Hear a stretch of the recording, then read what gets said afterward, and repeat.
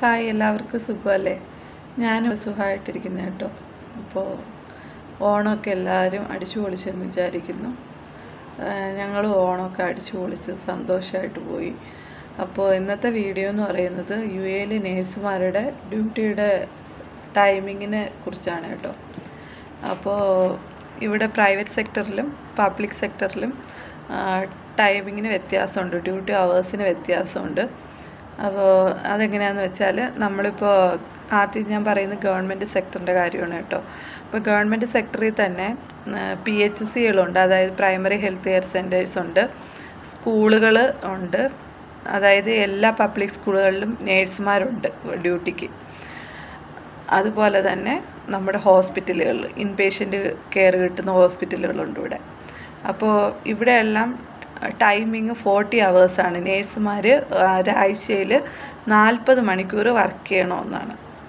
അതിൽ primary health കെയറിൽ work ചെയ്യുന്നവർ ആഴ്ചയിൽ 5 ദിവസം 8 മണിക്കൂർ വെച്ചും, അതായത് പിന്നെ സ്കൂളിൽ വർക്ക് ചെയ്യുന്നവർ ആഴ്ചയിൽ തിങ്കൾ മുതൽ വ്യാഴം വരെയുള്ള ദിവസം 8.5 മണിക്കൂറും, പിന്നെ വെള്ളിയാഴ്ച രാവിലെ 7 തൊട്ട് 12 മണി വരെയും, അങ്ങനെ 39 മണിക്കൂർ തൊട്ട് 40 മണിക്കൂർ വരെ സ്കൂളിൽ വർക്ക് ചെയ്യുന്നവർ കംപ്ലീറ്റ് ചെയ്യണമെന്നാണ്. അതുപോലെ തന്നെ നമ്മുടെ വലിയ ഹോസ്പിറ്റലുകളിൽ ഇൻപേഷ്യൻ്റ് കെയർ കിട്ടുന്ന ഹോസ്പിറ്റലുകളിൽ വർക്ക് ചെയ്യുന്ന ആൾക്കാർ അവരും 40 മണിക്കൂർ കംപ്ലീറ്റ് ചെയ്യണം. പക്ഷേ അവരുടെ ടൈമിങ് വരുന്നത് 12 അവേഴ്സാണ് ഒരു ദിവസം വരുന്നത്.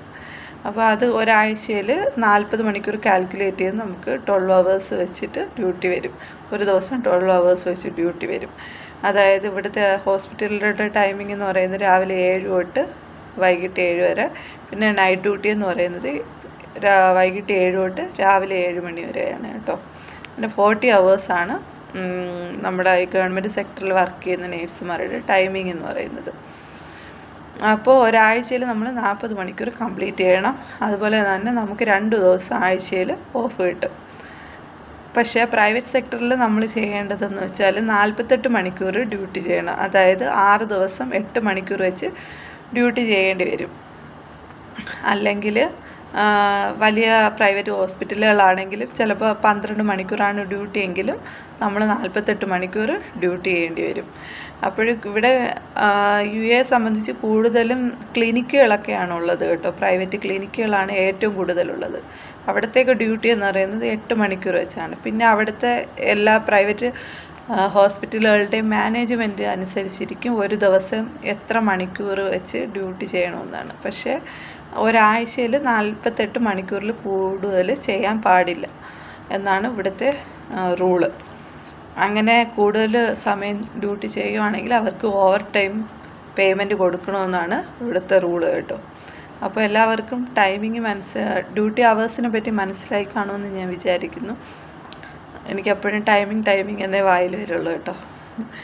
അപ്പോൾ എല്ലാവർക്കും ഡ്യൂട്ടി ടൈമിനെ പറ്റി മനസ്സിലായെന്ന് വിചാരിക്കുന്നു കേട്ടോ.